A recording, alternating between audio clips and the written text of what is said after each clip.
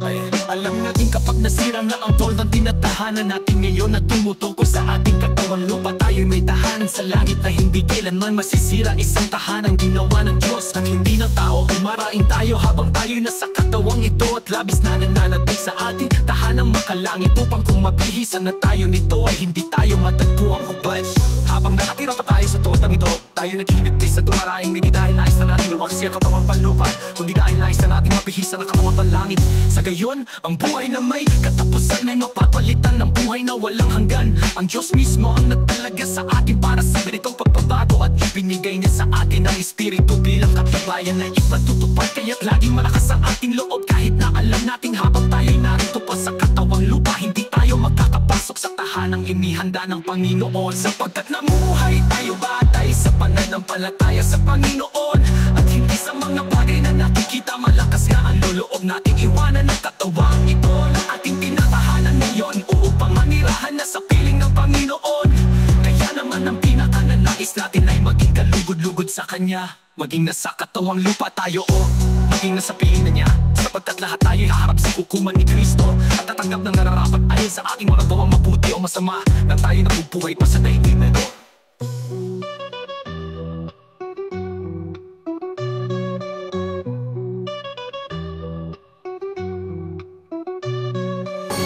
Alam natin kapag nasira na ang tol ng tinatahanan natin ngayon na tumutuko sa ating katawang lupa, tayo'y may tahanan sa langit na hindi kailanman masisira. Isang tahanang ginawa ng Diyos at hindi ng tao. Umaraing tayo habang tayo'y nasa katawang ito at labis na nananatig sa ating tahanang makalangit, upang kung mabihisan na tayo nito ay hindi tayo matagpo ang hubad. Habang nakatira pa tayo sa totang ito, tayo naghihiligtis sa dumaraing hindi dahil nais na natin luwag siya katawang panlupa, kundi dahil nais na natin mabihisan ang katawang panlangit. Sa gayon, ang buhay na may katapusan ay mapapalitan ng buhay na walang hanggan. Ang Diyos mismo ang nagtalaga sa atin para sa ganitong pagbabago, at ibinigay niya sa atin ang Espiritu bilang katibayan na ipatutupad. Kaya't laging malakas ang ating loob kahit na alam nating habang tayo'y narito pa sa katawang lupa, hindi tayo magkakapasok sa tahanang inihanda ng Panginoon. Sapagkat namuhay tayo batay sa pananampalataya sa Panginoon, at hindi sa mga bagay na nakikita. Malakas nga ang loob nating iwanan ng katawang ito na ating tinatahanan ngayon, upang manirahan na sa piling ng Panginoon.